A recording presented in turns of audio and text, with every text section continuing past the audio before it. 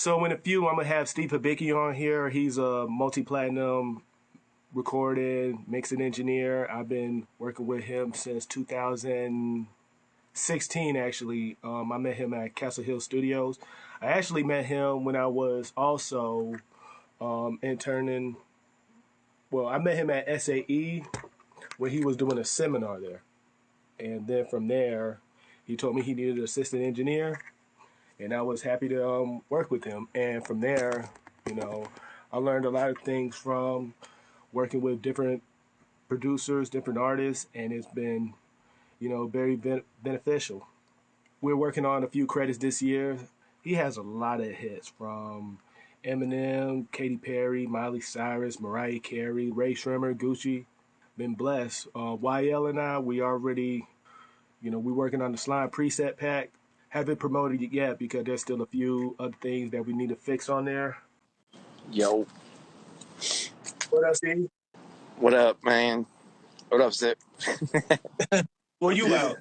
I'm outside, man. I figured it's nice outside. Yeah, but it is good to see you. I know you back in your hometown. How is everything over there? Because I know people are, self quarantine, some people are using it as a way to, get out the house, which I know you still been working, you working with different artists, and I know that um right now you have enough time to focus on what you're trying to do too. Yeah, I mean, not working a crazy amount. I'm like slick in retirement mode. Like, I say that, but really it's just retirement mode compared to what I'm used to. I'm not working 80 hours a week anymore. So, I know.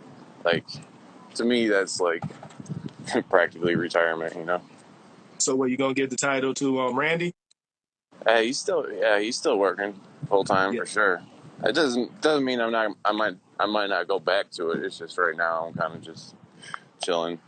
Oh yeah, I can understand. Even with me, because when we first linked up, it was at Castle Hill Studios when you was telling me you needed an assistant engineer, and as time went by, you found that I was good, and then we started working together. You helped me get a lot of credits, a lot of insights, introduced me to a lot of industry professionals, which I'm thankful for. So let me ask you this: Are you in the mood for? Well, I already know before IG, we talked about a few things that you're going to be doing in the near future, which I'll just say congratulations before it even happens. Is there? Well, I'm trying to think because I do know with Max, who's a friend of yours. You ever thought about owning your own studio? Because I know you had one in the past, but moving from Georgia to I mean, honestly, owning a studio is kind of a freaking headache. Like, it was never like really it was never profitable. Like, I mean, it was, but not nearly enough to where it was worth the headache. yeah, So, I mean, really, my main goal in that was just to have a place to work wherever I wanted to, like work with new artists and stuff like that. yeah, Um, and as of right now, just because of the fact that like people want me to work at their studios because they know eventually I'm gonna put a plaque on the wall, like yeah, I basically have the benefit of to where I can work at a studio, a really nice studio, anytime I need to, and you know not have to worry about all the upkeep and keeping track of the sessions and getting a call at 3 a.m. somebody wants to come in and you got to drive to the studio, open the door, make sure everything's set up, and then go back at 6 a.m. when they leave. Like, yeah. it's just not it's not really worth it. Yeah. Especially a man of your caliber, because I was talking in the beginning like some of your credits from Mariah Carey, Katy Perry, Wiz Khalifa, Migos, Young Thug, Ray Shrimmer, Kanye West, Gucci Man. I could keep going. Eminem, and it's crazy how you're a type of person who really don't present himself as big as you are because you don't really have to put it out there. Some people, I met as time went by who are cocky. They'll present their credits anytime Mm. they can. That's how I believe that you was able to be successful in the industry still too, working with different record labels, different producers, engineers, because it's all about, in my opinion, humility. You good at what you do. You work with a lot of people. They have good respect for you, and then the quality speaks for itself. Yeah, I kind of got like a theory about that. Like early on, because like when I started, I really sucked. I would just like, I would just let people know up front, like I really don't know what I'm doing, but I'll do my best, you know. And Yeah, my thing is like, if you overpromise and underdeliver, you can't come back from that. If you yeah, underpromise and overdeliver, I mean, you can't lose that way, you know. yeah. If every time you're doing better than what you said you would, people are always gonna have confidence in you. So Yeah. that's how I feel about it. So with that, what do you think? Because I know in the beginning you was telling me, you was working at Hot Beat Studio. So let people know how it started out. All right. Well, in 2010, I moved to Atlanta with like $600, and basically got an internship at Hot Beats Studios, which if people don't know, like at that time, like Lil Wayne had just recorded the Carter 3 there, and so it's basically where like Young Money started. Like Drake did his, first So Far Gone there mixtape that kind of took him up through there, and Nicki, all that. So like to me at that time, like that was like huge. I just wanted to be in the building. So I did my internship. Obviously I was working for free, just selling beats on the side to try to make it through. Mm-hmm. Eventually started running out of money, and I was like, yo, I gotta go home. I told the owners of the studio that, and like the day I left, they set up like a session with this dude from Universal. It was like a new artist. His name was. He didn't really end up doing all that well, but he had a budget. So I went in there. Uh, he was talking about recording a tree sound and using somebody else. And so I went in there, gave him a beat, recorded him, and he was like, yo, I need this guy to do my whole album. So they were like, okay, well, he wants to start in a month. Go home to Wisconsin, chill for a while, come back. We'll get you in advance, blah, blah, blah, so you can get a place down here or whatever. So I went home to Wisconsin for a month. I came back. They were like, well, we haven't gotten you in advance yet, so you can just stay in the studio in the meantime. But long story short, they ended up not being able to get me the advance. And I ended up living in the studio for 6 months. Like, I got a gym membership at LA Fitness around the corner at Atlantic Station, and I would just go over there, take a shower, come back to the studio, do my shit, pretend like I didn't live there. I'd hide my suitcase during the day, all that. So, it was tough, but like, man, I met everybody doing that. Like, Yeah. everybody that ended up running the scene over the next 10 years was in that building in 2010. So Future, Young Thug, Mike Will, of course, that's where I met Mike Will. So like it was hard. Eventually I did get paid for that, but like I mean it was worth it. Like, and honestly looking back, those were some of the happiest times. Like I really Yeah. didn't have any responsibilities. It was just go to the studio, make music, meet people. Like we just, it was about the music at that time. So that's basically how that started. And then, eventually went on to working with Mike at a different studio after my internship ended, and kind of just went from there. So interning, I agree fully with, because if it wasn't for me interning at Castle Hill Studios, we wouldn't have never linked up like the way we have now. Because you came for a few seminars at SAE, and do you remember me taking over the section? You was like, "Is there one person who wants to run Pro Tools real quick?" Do you Yes. remember that? Oh, you Yes, do? definitely. Yeah, Oh, of okay. Yeah, course. okay.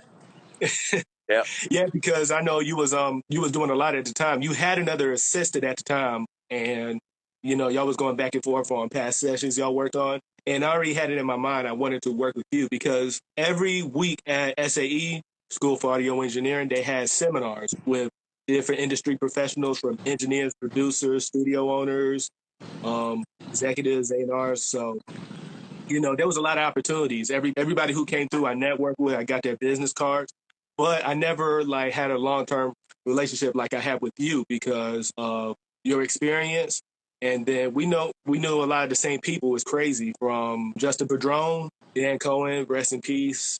Max Unruh or upset. You know, he's watching IG Live, good friend. Yeah. And it just shows me how you don't have to know everything if you work from the bottom, learning the system, learn the equipment, taking your time. It's gonna come to you, especially if you're driven. Like your story, that is a good story for people who want to see like what it takes to be like a multi-platinum black recording mixing engineer. Yeah. I mean, Yeah, I think the internship to me was like the most important thing. I mean, even if I had went to school and knew all that stuff ahead of time, like everybody else in there went to school and everything like that and learned all this stuff. And like, I was just coming in there not knowing anything, but like, yeah, not to say that going to school is bad, but if you don't do the other steps, it doesn't matter because what they teach you in school and what is like really in the mix is a whole different thing. Like everybody has their own different way of being creative and stuff. So like you really gotta kind of have some people skills too. You know, you got to know how to take control of a room type of thing. And the internship is a place to learn that. Like, so yeah, I definitely think it's important. and one thing I can say, the difference from going to school and interning, because going to school, they teach you the terminologies. They'll tell you what EQ means, compression, equalization. But when it comes to like running a session, because they had the SSL board, but it's not like a live session where you have like probably 10, 15 people in the room. You got to make sure the client is happy, the artist is in the vocal booth, and you know everything is time management because you're getting paid for X amount of hours, and you don't really have time to like sit down.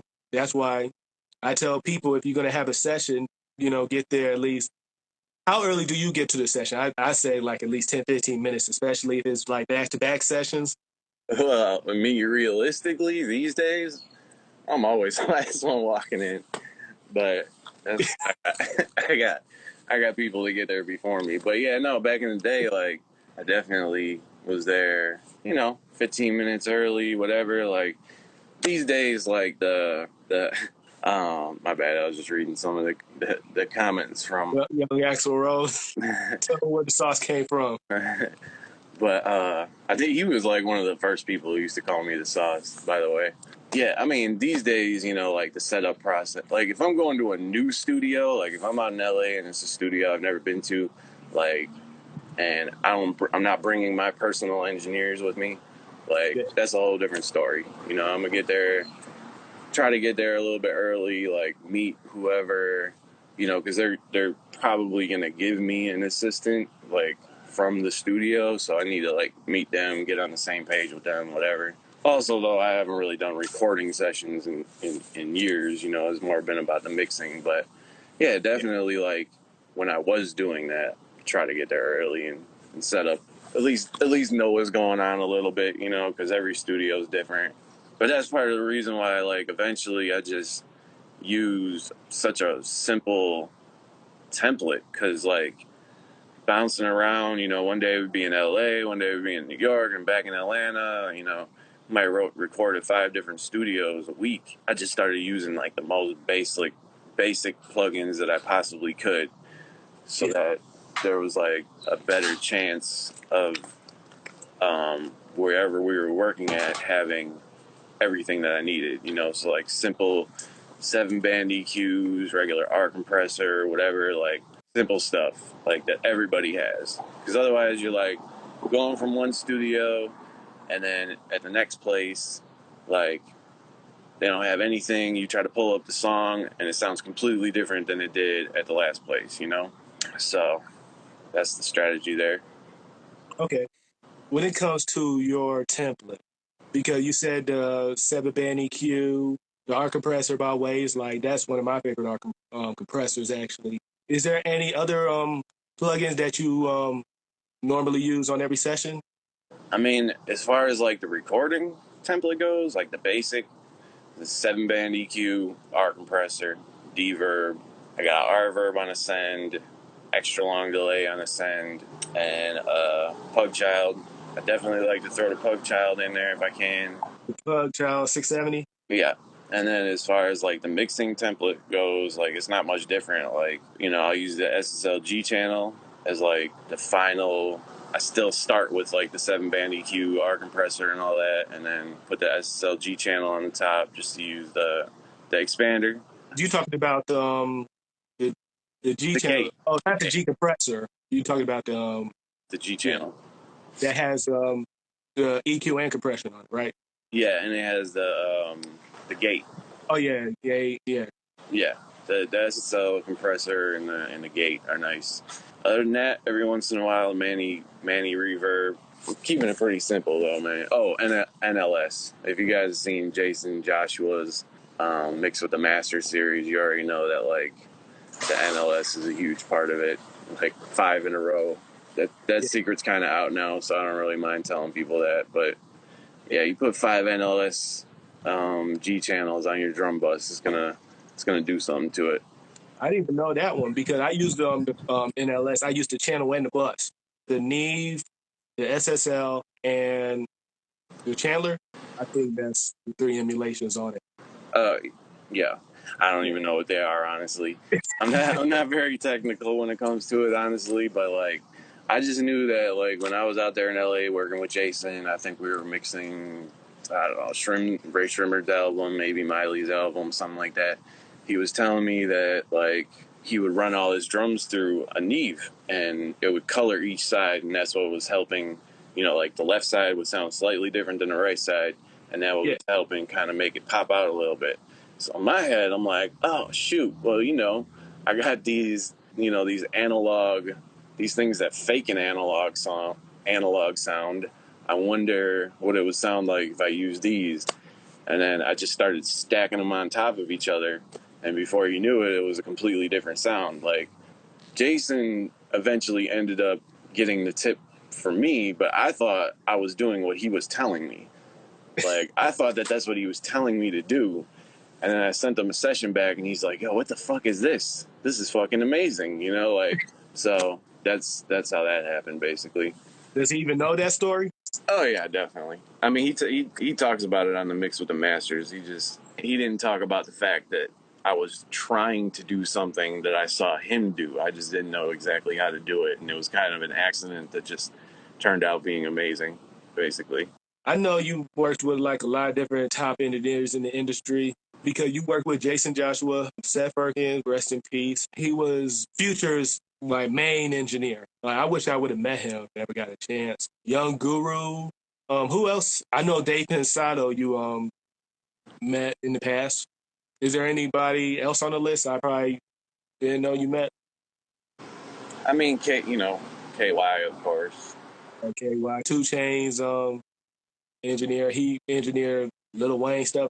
Which did he do? He was Lil Wayne's engineer, like when he was at like the top, like 2008, the Carter 3, all that type of stuff. So it was mainly for Seth died. Like, well, first of all, KY and Seth were like super influential in my career. Seth is the one who got me the internship at Hot Beats. So like Oh, he's forever the one that kind of kicked my career off, and just would kind of like bring me along every once in a while. Like anytime he was doing sessions, he'd kind of just sneak me in there. Like he would even after Future became a superstar, he would just kind of like be like kind of sneak me in there, even though I knew Future, but Future's kind of a private person, but like he would still be like, man, just come in here, it's whatever. So I definitely owe a lot to Seth and KY, of course, Jason. Jason kicked off my mixing career, definitely. And then I definitely thought of like me, KY, and Seth. We were kind of like running the scene back then. And now it's kind of like Alex Toomey kind of like replaced me. But Young Thug's engineer, but and what's funny, because I even told you about this. One thing that Jason Joshua and Alex Tomei have in common, they both mixed Little Peep's last album. Well, Alex Tomei did Everybody's Everything, and Jason Joshua did Come Over When You're Sober Part Two. I'm a fan of Little Peep. Honestly, he made like some dark music, but music relates to people, so I can understand why a lot of people like I mean, we produced his biggest song. I don't even remember what the hell it was called, but it was his biggest song, the one with Bakonin.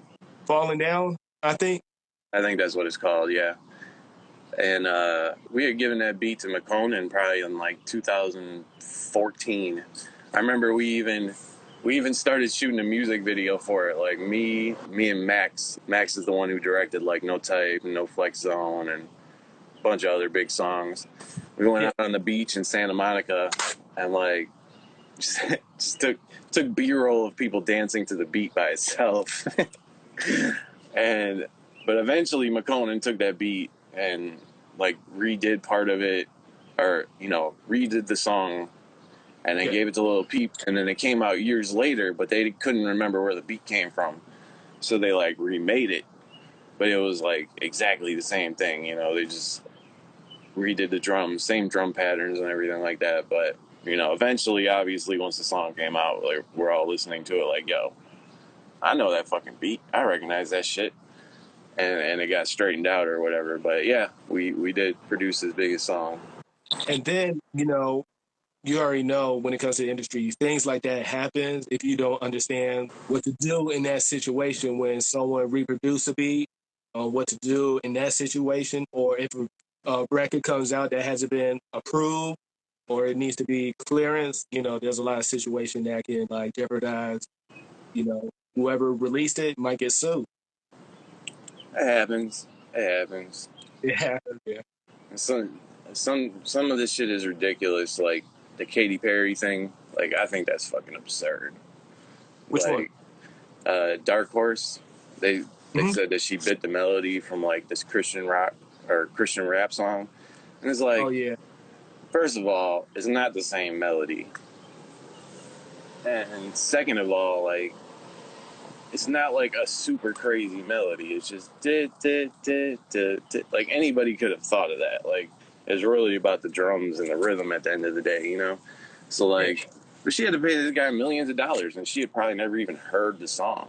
But It happens though, like you said, it happens. I mean, and then there's other times where it's a blatant ripoff, and the people don't get compensated. It just really depends on how big of a deal they can make of it, and like just like the the Juice media and World with stuff. Lucy. Well, no, he definitely took that melody, Yeah, I know. Yeah, but he still should have gotten some of the, at least from what I know, they had to give him all. They had to give Sting all of the publishing for that song. I It think shouldn't have been that. 90%. 90. That's crazy.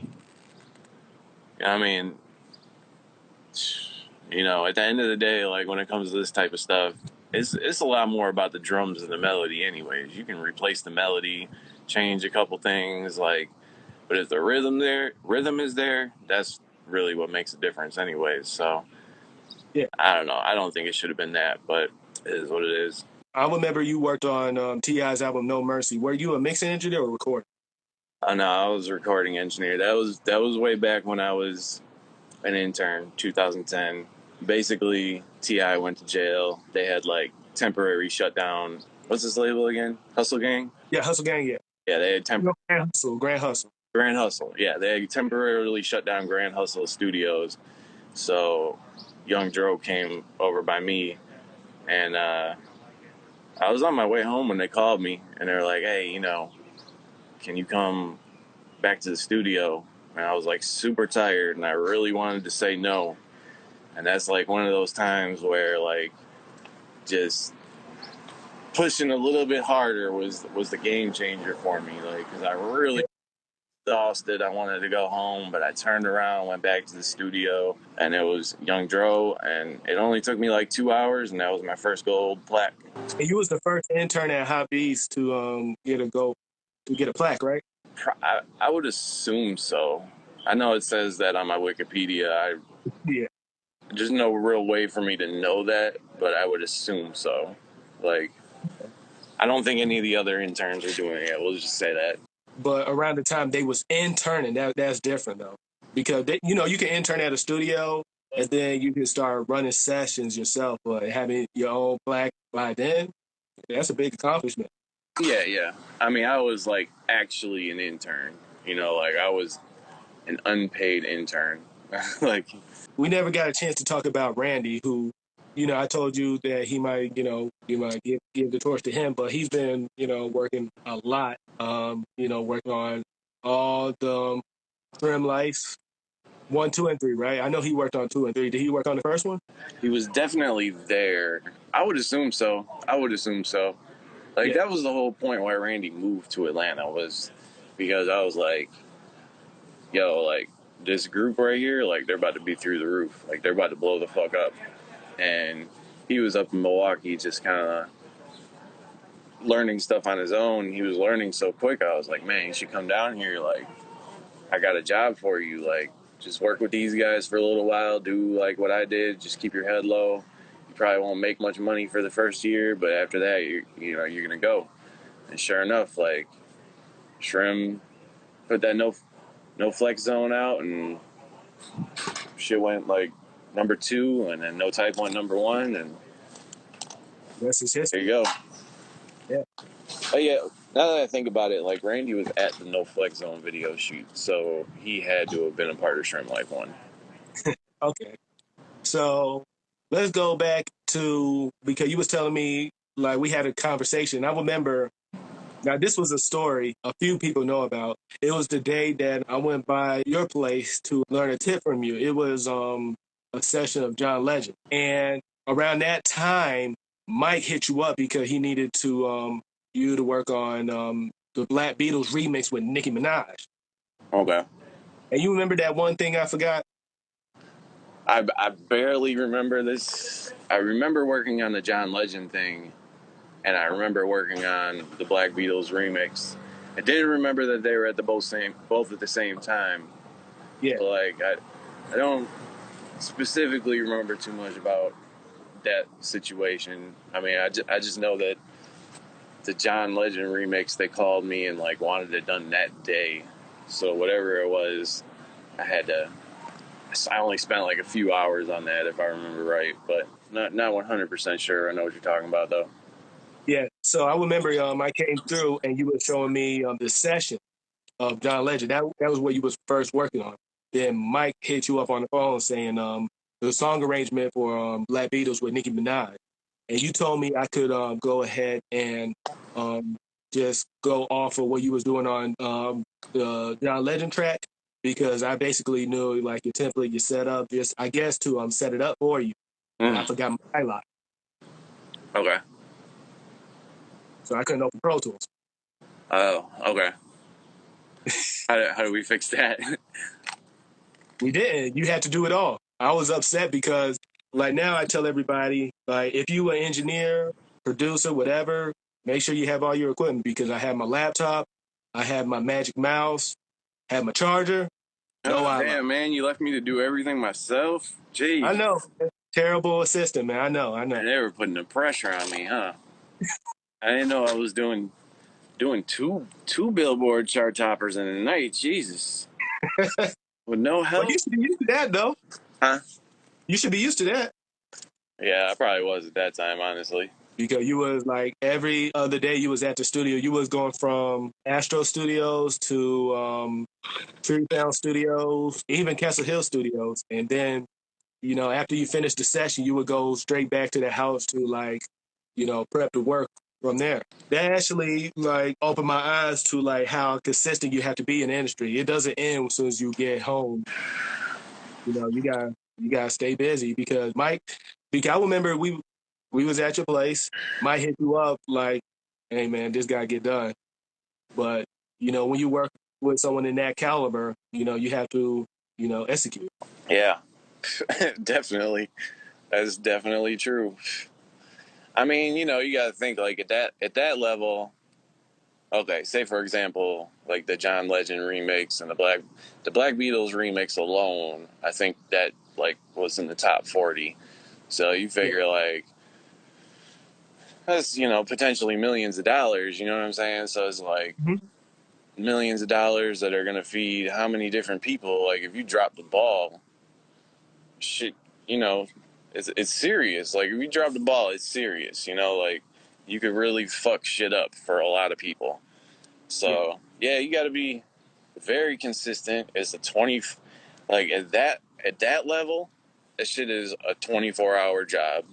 Like that's why I say like these days I feel like I'm retired because like I mean I'm just super chilling compared to what I used to have to do back then. Like yeah, it was a 24-hour job. I get calls at 3 in the morning, say I had to be in LA at 9 a.m. Like crazy shit, you know? Yeah. But that's the thing that people don't understand. Like you gotta understand like the work it puts in to like get these top 100 hits, to getting plaques, to being considered in people's eyes as a legend. In my opinion, from your work ethics, I do consider you like a true mentor. I consider you like Thank a you. good friend. Oh yeah, no problem, no problem. You connected with some high end people. You put in your work. Yeah. See, here's the thing to me. Like, actually, no, I'm not even gonna say it. Like, Nah, but you can say I'm actually, listening. okay. This is what I'm gonna say. Like, as an engineer, mix engineer, whatever. Like, say, okay,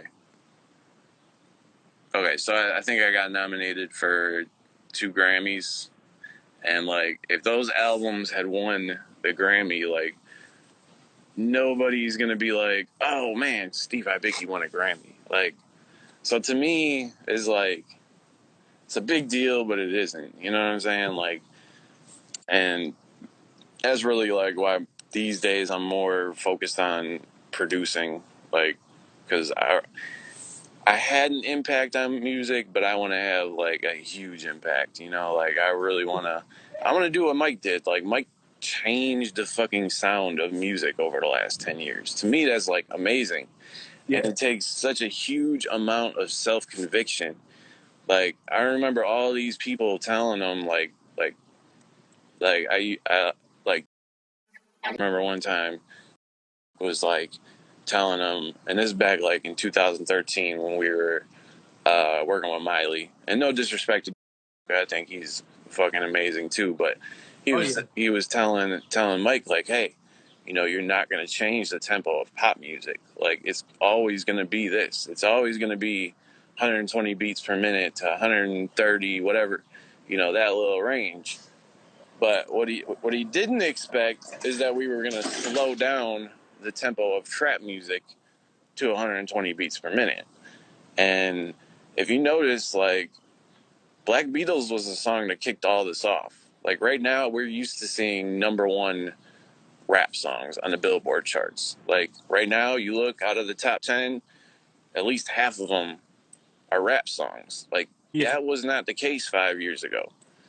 Like Black Beatles really opened the door for that. Like after that, it was Bad and Bougie by Migos and Mhm. blah blah blah, all these other songs. So like to me, that's a big deal.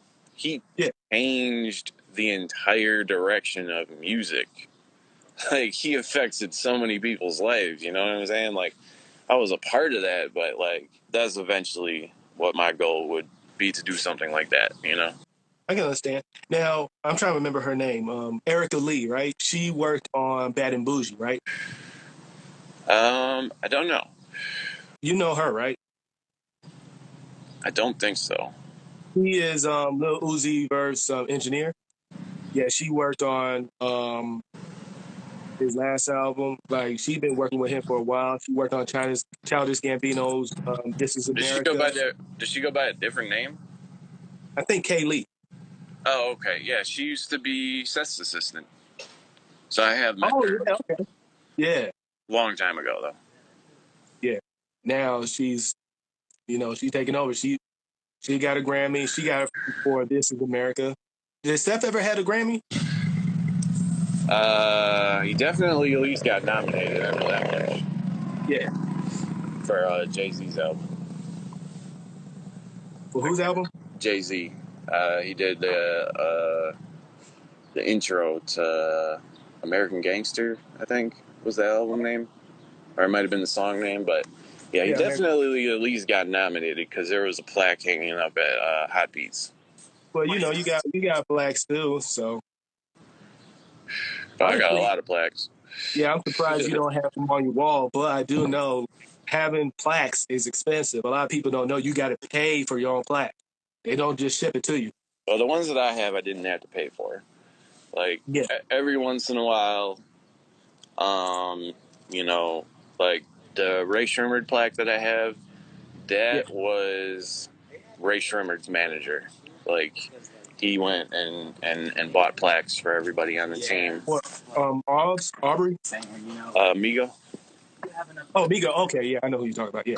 Yeah, and that was a great thing. Like, that was a, he came out of his own pocket for it, and that was like a huge morale booster, for everybody. I mean, so, we made that album out of the dirt. Like, people, a lot of people think like, oh, like Ray Sherman, they just blew up out of nowhere, and it's because they had a great deal with Interscope. But like, it's not No. really what happened. Like, we got it out of the dirt. Like, Hmm. Interscope wasn't all the way behind us in the very beginning. Like, No Flex Zone, that came about because, like, people, like, say for example Migo, he was out there banging down the doors on the radio station. Hey, play this, play this, play this, play this, play this. Like, the label didn't really step in and start putting a huge push on it until it was already going regionally. So like, Yeah. and then No Type almost completely went by itself. Like, we just put that song out on like SoundCloud, and people just loved it. You know what I'm saying? Like, that album was special to me because we got it out of the dirt, man. Like, we Yeah. we just made it happen. Like, So let me ask you this real quick. Name three of your favorite sessions, if you can. Because I know you have like thousands of different sessions you work on, but what's three that you'd be like, you know what? This is a keepsake. well, I don't know if it was one of my favorites, but definitely one of the most memorable. I mean, it was one of my favorites, but I'm not gonna lie, I was so fucking nervous. I was practically having a panic attack during the whole thing. Like, was when I first went to LA to work with Miley, and the first day we went there, we didn't really do much. We kind of just chilled, got acquainted, whatever. But the second day, we were at, fuck, I can't even remember the name of the studio, but man, I'm sitting there with the headphones on, working with Miley. You know, mind you, I just met her, and I'm like trying to like, vocal coach her and stuff like that. Yeah. And the guys from Coldplay were in the back of the room. And this is like my first time working on an SSL board. I'm like, yo, I know I'm gonna fuck something up. Like, it's just bound to happen. Like, you know. Um, and then before you know it, like, I'm sitting there looking forward towards the booth at Miley. Turn back around a few minutes later, and Nellie's sitting there. I'm like, oh Jesus. Like, I do not want to fuck up in front of all these people. Turn back around a couple minutes later, and Kelly Rowland's in there. I'm like, Really? oh man. That's a lot of pressure. But in my mind, they were just sitting there talking about how I was fucking shit up.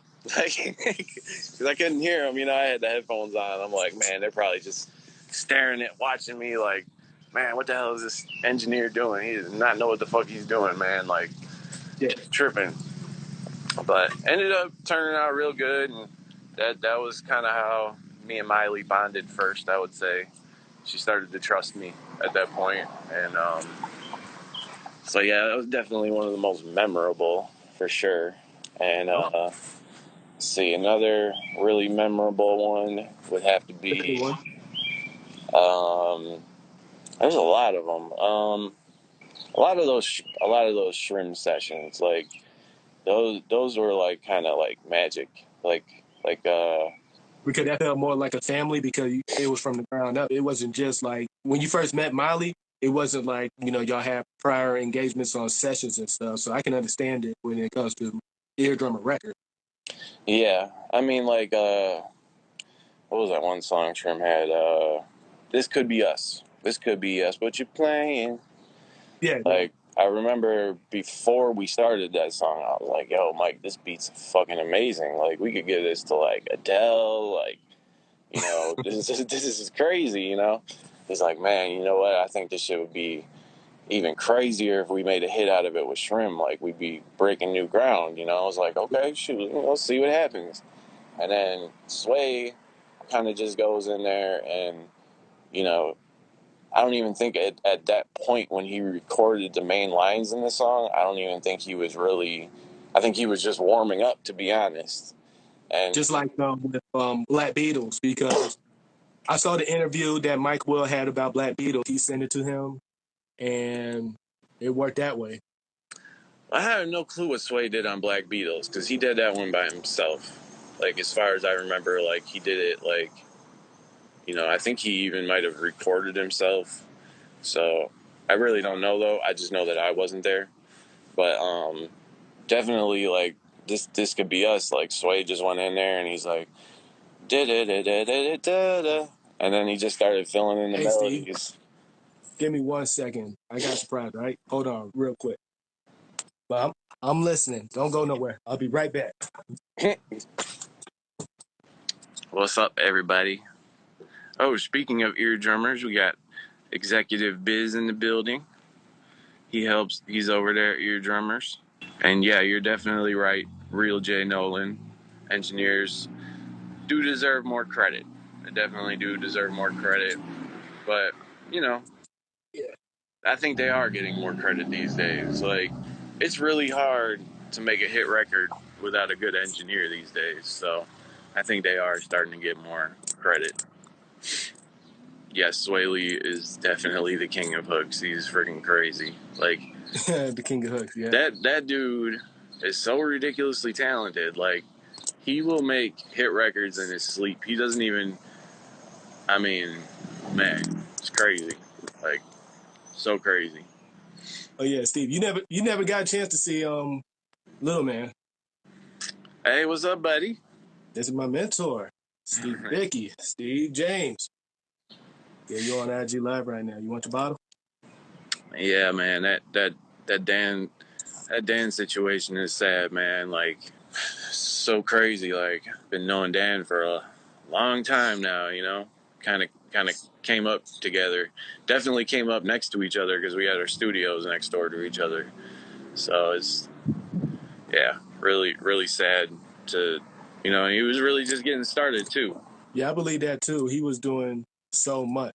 If it wasn't for him, like I remember YL and I, because we interned at Castle Hill Studios, late nights with different artists. Because when we was interning, Dan would be on the couch just chilling, and I'll be asking him some questions like, "Oh yeah, it's simple. All you gotta do, you know, use this with this, and it'll come out like so clean." And he was talking about like the connection with the Neve 1073 with the 2-Tech CL1B. I just had question. He'll be like, "Oh yeah." Uh, I was just gonna say Dan knew his shit, man. He knew his shit a lot better than I did. Like, Oh really? oh yeah, for sure. I mean, the reality is like I really, when it comes to this technical stuff, like I'm not very good, and that's the reason why I always had people like you or Randy or whatever, because I really don't know the equipment that well, to be honest. I because I didn't go to school and like I just never been very technical. Like I just I think the only reason why I ever kept my job, honestly, is just like I had a good ear for what could be a hit record. Basically, I don't think it was ever anything to do with my technical abilities, really. One thing I tell people, I ask them, would you rather have $1 million studio with a basic engineer, or would you want a professional engineer with basic equipment? Well, I'll take the $1 million studio. Kick But that you're not a engineer basic out. engineer though. That's the difference. Yeah. No, yeah, that's for sure. I mean, I can honestly say that like so many of these songs, so many of these hit songs were recorded on extremely basic setups. Like, Yeah, I mean, back to the Ray Sherman album, we recorded so much of that like in Mike's basement, like on a $400 mic or something like that. That yeah, originally was intended to do like kind of like scratch takes or whatever, for songwriting. But yeah. the natural reverb that was in there, like, added to the records. Like a lot of those songs, we didn't even really end up having to put reverb on there really because it had like natural reverb in it. So yeah, Okay. definitely. Even in my old studio there next to Castle Hill, next to Dan's studio, like we Yeah. had I don't know, probably 3 or 4 different mics. We had a U87, and $3,000 mic. some vintage mic that was, you know, pretty expensive. I would always Yes. use the $400 mic. To me, that was the one that came out the best every time. Like, I always got the best sound off of that. And on top of that, I would bypass the I/O and the compressors and everything. Just run it. I mean, not Straight bypass the through. I/O, but I would run the mic straight into the I/O, bypass the compressors. Like, that's how I got the best sound for my ear, Mm. personally. And Yeah, then, because I hear people do that all the time. They have different options of microphones. They don't always, if you know what you're using, you don't always need the most expensive mic. You just need to know like the flat frequency response. If it has like an extra bump in the high end, different things of that nature. That you don't just need to get like the most expensive mic. Then you're gonna get the best quality. yeah, definitely. Also has a lot to do with the room that you're in, you know? Yeah. Just like recording in the stairway right now. Yeah, this would work. No, this would not work. Never mind. It won't work. No, this would not work.